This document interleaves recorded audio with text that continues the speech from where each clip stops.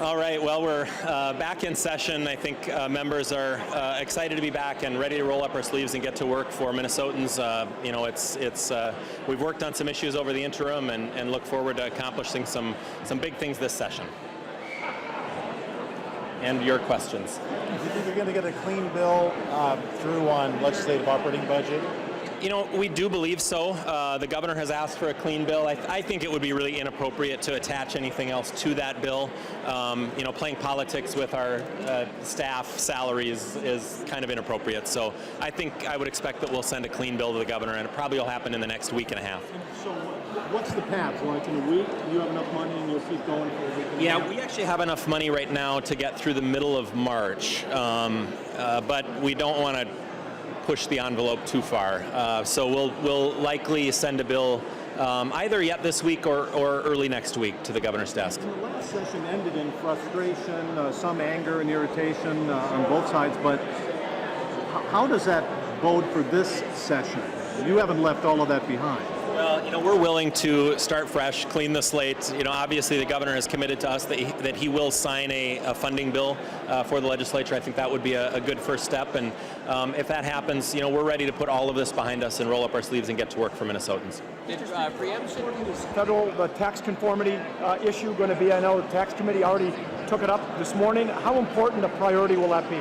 One of our biggest priorities this session will be passing a federal tax conformity bill, and obviously along with that we'll need to pass some tax relief.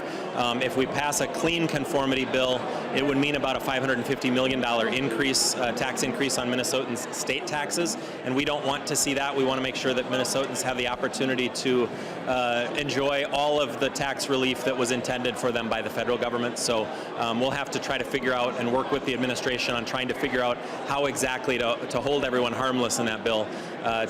Some talk about delaying until 2019 doing anything. Does that not seem like a solution to you? I would rather leave Minnesotans with the peace of mind that they can count on that tax conformity and count on the ease of filing their taxes when that comes around, and not have to have the pressure of getting that done early in a 2019 session.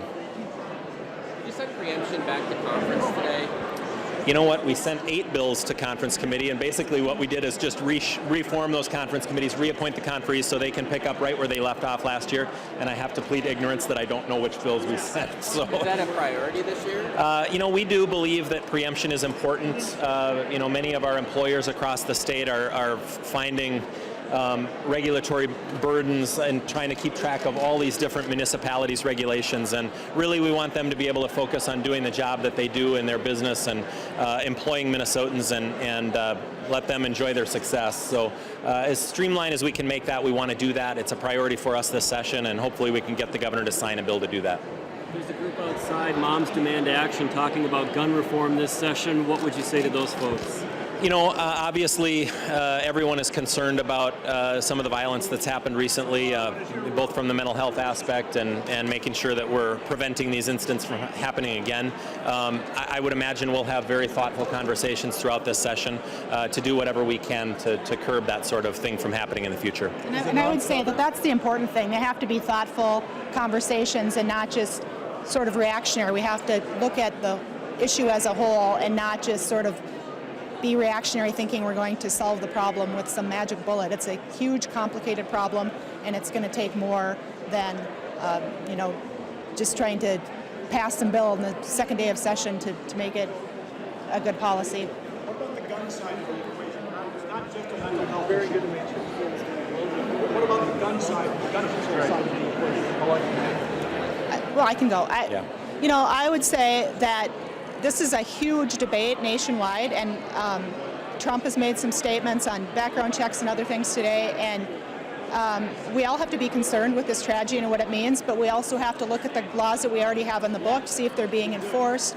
We have to see, we already have background checks, we have to see why they're not working, see what is working with our current law and what isn't working, and be very thoughtful about making sure that we have a balance between protecting the Second Amendment, making sure we have due process, and making sure that we're protecting kids to the best of our ability. And those are very complicated issues that will have to be given a lot of consideration.